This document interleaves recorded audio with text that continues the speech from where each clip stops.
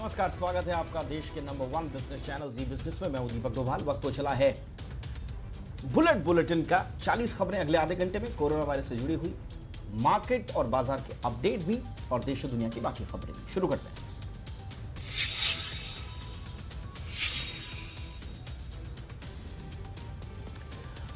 भारत और चीन के बीच पिछले एक महीने से लद्दाख इलाके में तनाव बना हुआ है। लद्दाख के पास लाइन ऑफ एक्चुअल कंट्रोल के पास भारत ने हवाई पट्टी का निर्माण तेज कर दिया है ताकि किसी भी इमरजेंसी की स्थिति में लड़ाकू विमानों और अन्य विमानों को उतारा जा सके।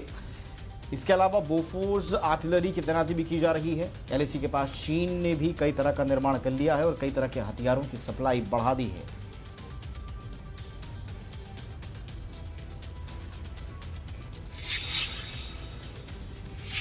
सुप्रीम कोर्ट ने दिल्ली NCR में रहने वाले लोगों की आवाजाही के लिए एक पास सिस्टम लागू करने को कहा है। कोर्ट ने गुरुग्राम, नोएडा और दिल्ली के लोगों को बॉर्डर पर हो रही परेशानी को देखते हुए आदेश दिया है कि लोगों की आवाजाही के लिए एक समान नीति, एक ही पोर्टल जैसी व्यवस्था तैयार की जाए। सुप्रीम कोर्ट ने कहा कि एक कॉमन पास जारी हो जिसकी हरियाणा, यूपी और दिल्ली में मान्यता हो। कोर्ट ने इसके लिए 1 हफ्ते का वक्त दिया है।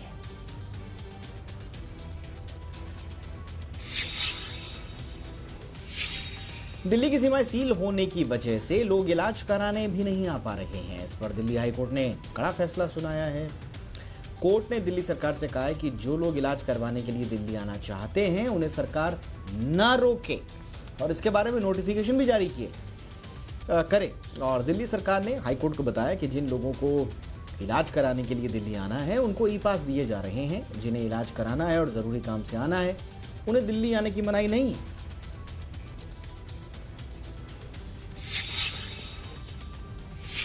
सुप्रीम कोर्ट में मोदी सरकार ने माना है कि देश में कोरोना संक्रमण तेजी से बढ़ रहा है। केंद्र की ओर से सुप्रीम कोर्ट में कोरोना वायरस संकट को लेकर हलफनामा दायर किया गया है।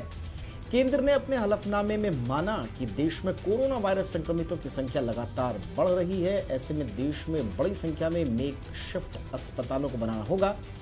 केंद्र ने कहा कि स्वास्थ्य कर्मियों की देखभाल करने की भी जरूरत है।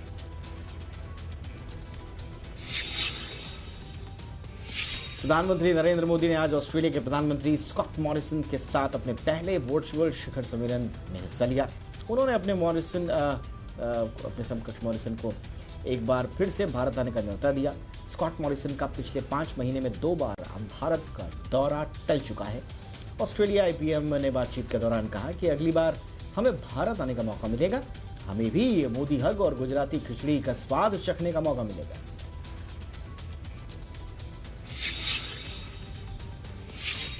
राज्यसभा चुनाव से पहले एक बार फिर कांग्रेस को झटका लगा है। इस बार पार्टी को यह झटका गुजरात से लगा है।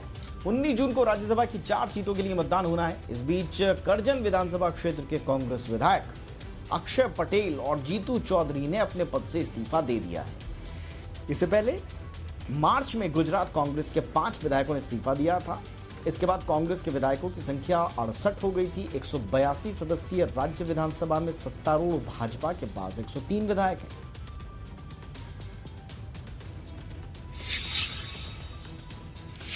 देश पर कांग्रेस नेता राहुल गांधी ने बजाज ऑटो के MD राजीव बजाज से बातचीत की। राजीव बजाज ने राहुल गांधी से बातचीत के दौरान कहा कि लॉकडाउन से अर्थव्यवस्था को बहुत गहरी चोट पहुंची है और लोगों में इसको लेकर काफी डर बना हुआ है।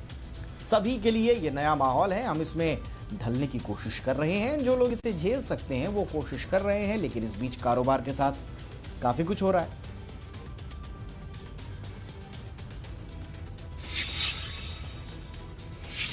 इधर प्रियंका गांधी ने भी बेरोजगारी के मुद्दे पर योगी सरकार को घेरा है। प्रियंका गांधी ने आज ट्वीट किया कि कल विश्व साइकिल दिवस के मौके पर साइकिल कंपनी एटलस की गाजियाबाद फैक्ट्री बंद हो गई। 1000 से ज्यादा लोग एक झटके में बेरोजगार हो गए। सरकार के प्रचार में सुन तो लिया कि इतने का पैकेज, इतने MEU, इतने रोजगार, लेकिन असल में तो रोजगार खत्म हो रहा है, फैक्ट्रियां बंद हो रही हैं।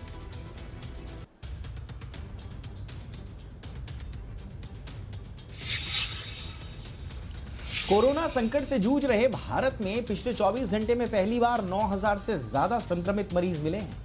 स्वास्थ्य मंत्रालय के आंकड़ों के मुताबिक 9304 लोग कोरोना संक्रमित पाए गए हैं।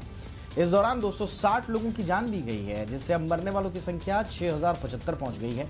देश में अब संक्रमितों की कुल संख्या बढ़कर 2,16,919 हो गई है, लेकिन एक्टिव केसेस 1,06,737 हैं, क्योंकि 1,04,107 मरीज भी ठीक हुए।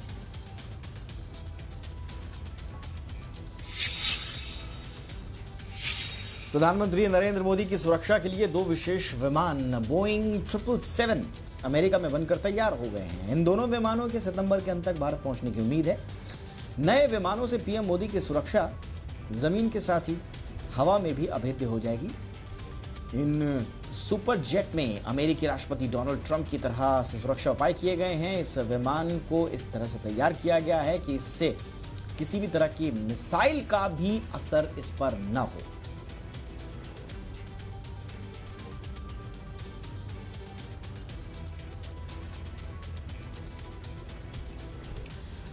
और आइए अब देखते हैं बिजनेस जगत की खबरें।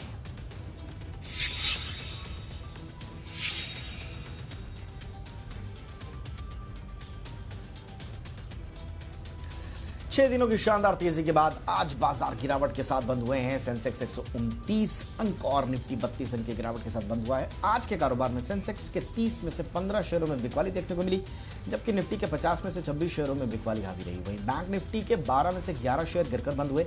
मोरेटोरियम पर सुप्रीम कोर्ट की सख्ती से बैंकिंग और एनबीएफसी शेयरों में भी भारी दबाव देखने को मिला है।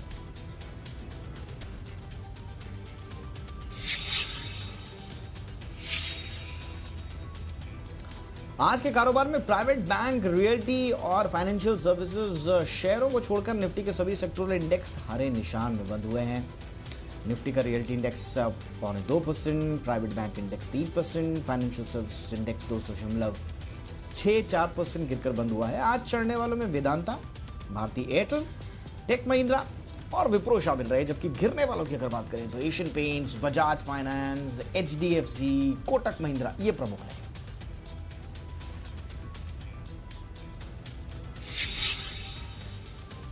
डॉलर के मुकाबले रुपया आज भी गिरावट के साथ बंद हुआ है। रुपया आज 10 पैसे गिरकर 75.57 पर बंद हुआ है। रुपए की शुरुआत ही आज गिरावट के साथ हुई।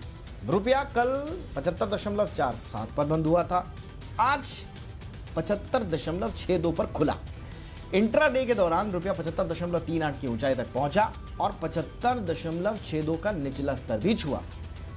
अमेरिका और चीन के बढ़ते तनाव से रुपए की कीमतों पर दबाव दिखा है।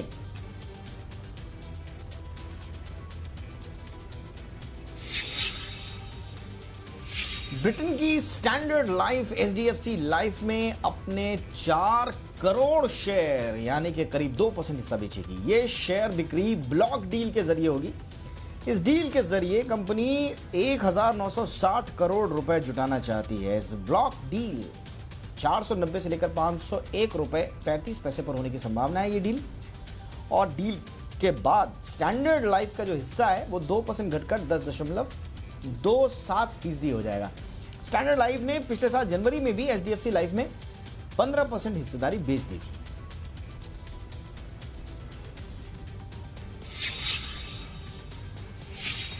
Nippon life industry India industry के ने मैक्स फाइनेंशियल के 2.89 लाख शेयर खुले बाजार में बेचे हैं। आज कुल 3.55 5.5% के आसपास गिरवी शेयरों में से आज 0.11% हिस्सा बेचा। प्रोमोटर्स की कुल हिस्सेदारी करीब 95% हिस्सा गिरवी है। मैक्स फाइनेंशियल का हिस्सा बिक्री के बाद निपॉन के पास गिरवी हिस्सा घटकर 3.45% रह गया। मैक्स फाइनेंशियल ने हिस्सा बिक्री पर सफाई दी है और यह कहा है कि निपॉन लाइफ से कोई कर्ज नहीं लिया गया है, बल्कि म्यूचुअल फंड की हिस्सेदारी बेची गई है।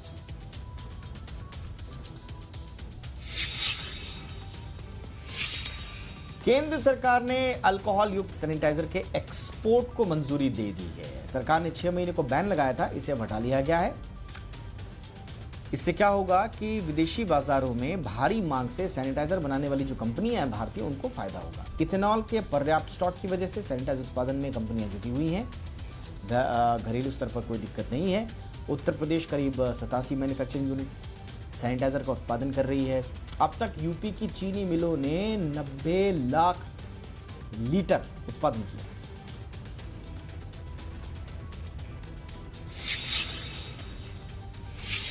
लोन की ईएमआई में ब्याज पर छूट की मांग के मामले में अगली सुनवाई अब 12 जून को होगी। सुप्रीम कोर्ट में आरबीआई ने हलफनामा देकर कहा कि पिछले 6 महीने में मॉरिटोरियम के दौरान ब्याज माफी की मांग गलत है। इस बैंकों को 2 लाख करोड़ रुपए का इससे नुकसान होगा। सुप्रीम कोर्ट ने आरबीआई के हलफनामे पर सवाल उठाते हुए कहा कि एक हफ्ते में वित्त मंत्रालय और अन्य पक्षकार आरबीआई के जवाब पर रिजॉइंडर दाखिल करें। कोर्ट ने कहा कि लोगों की जो सेहत है वो आर्थिक मुनाफे से जरूरी है।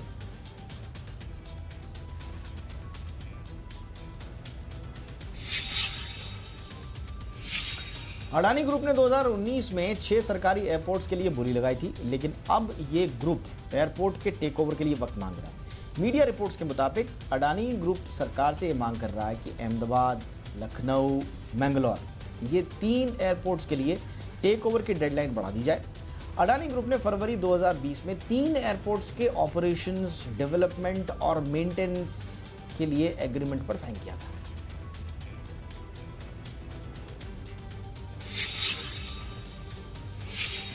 French car company Renault India अपने 250 से ज्यादा कर्मचारियों की सैलरी बढ़ाएगी। जी हां, सही सुना आपने, सैलरी बढ़ाएगी। कोरोना संकट की इस घड़ी में रेनो ने फैसला किया है कि पैसों की दिक्कत के बावजूद अपने कर्मचारियों की सैलरी में 15% का इजाफा होगा और 30 से ज्यादा कर्मचारियों को प्रमोशन भी दिया जाएगा। ये अगस्त 2020 से लागू होगा और माना जा रहा है कि कंपनी अपनी कार ड्राइवर की सफलता से बेहद खुश है। कंपनी चाहती है कि उसके कर्मचारियों का मनोबल ऊंचा रहे।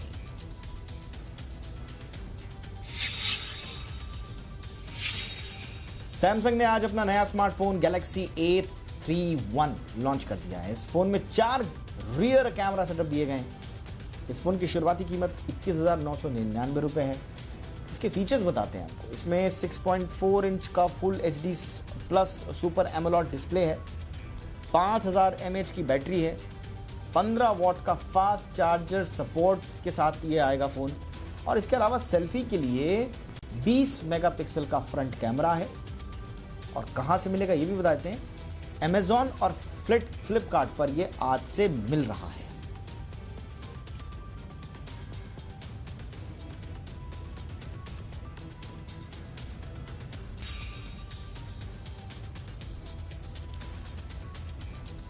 भगोड़े शराब कारोबारी विजय माल्या के प्रत्यर्पण में अभी वक्त लग सकता है।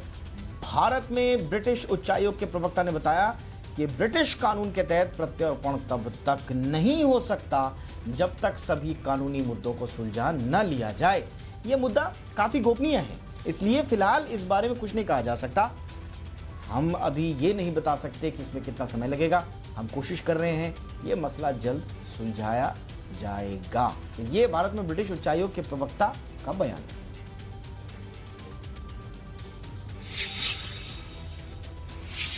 और अब बात कोरोना की। महाराष्ट्र में कोरोना वायरस से कल 122 लोगों की मौत हो गई, जो एक दिन में अब तक का सबसे बड़ा आंकड़ा है। अब महाराष्ट्र में मरने वालों की संख्या बढ़कर 2587 हो गई है। स्वास्थ्य विभाग ने बताया कि 2560 नए मामलों के साथ महाराष्ट्र में कुल संक्रमितों की संख्या 74,860 हो गई है। 996 मरीजों के ठीक होने के बाद उन्हें छुट्टी मिली है। इससे ठीक होने वाले रोगियों की संख्या जो है वो भी बढ़ गई है। अब ये हो गई है 32,329। लेकिन मुंबई में लगातार आंकड़े बढ़ रहे हैं। 24 घंटे में 1276 नए मामले सामने आए हैं।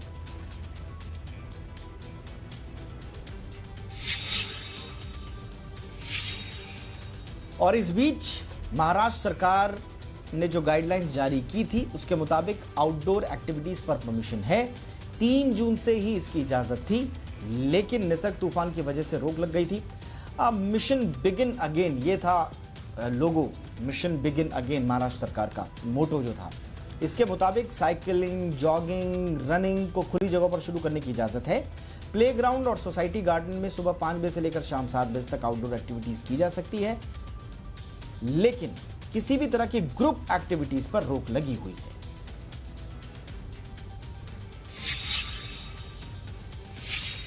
केरल में हथिनी को फल में पटाखे खिलाकर मारने पर केंद्र सरकार गंभीर हो गई है। पर्यावरण मंत्री प्रकाश जावड़ेकर ने कहा कि दोषियों के खिलाफ सख्त कार्रवाई की जाएगी। सरकार ने केरल में हथिनी की मौत को गंभीरता से लिया है। हम सही तरीके से जांच करने और अपराधियों को पकड़ने में कोई कसर नहीं छोड़ेंगे। ये भारतीय संस्कृति नहीं है कि जानवरों को पटाखे खिलाकर मार दिया जाए। केंद्र ने राज्य सरकार से इस पर एक विस्तृत रिपोर्ट भी मांगी है।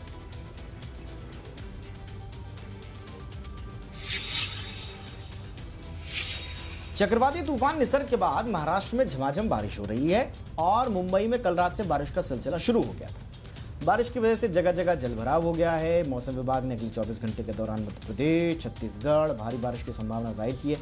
इसके अलावा राजस्थान में, हरियाणा में, पंजाब में अगले 2 से 3 दिन तक हल्की बारिश का अनुमान है।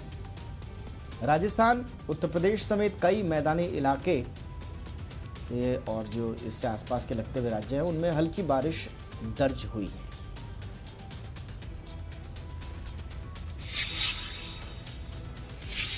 Legendary film director Basu Chatterjee का 90 साल की उम्र में निधन हो गया। वो काफ़ी वक्त से बीमार चल रहे थे।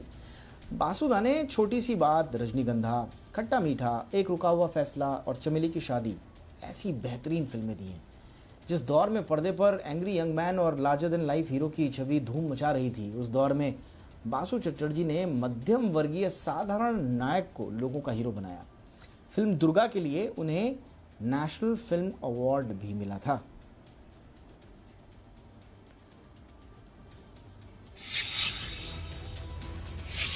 शाहरुख खान की अगली फिल्म को लेकर सस्पेंस लगभग खत्म हो गया है। लॉकडाउन खत्म होने के बाद शाहरुख खान राजकुमार हिरानी की फिल्म शुरू कर देंगे। पहले ये चर्चा थी कि फिल्म नेटफ्लिक्स के लिए होगी, लेकिन अब सूत्र बता रहे हैं कि ये फीचर फिल्म होगी और बाकायदा इसे बड़े पर्दे के लिए बनाया जाएगा। फिल्म दरअसल एक सोशल सटायर होगी जिसके बैकड्रॉप में सरकार की किसी खास योजना को रखा गया है।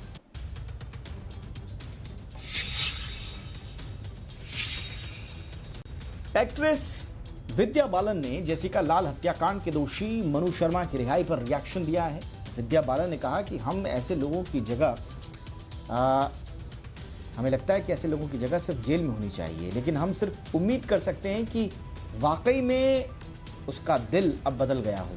आपको बता दें कि विद्या बालन ने film no one killed Jessica में जेसिका लाल की बहन सबरीना का किरदार निभाया था।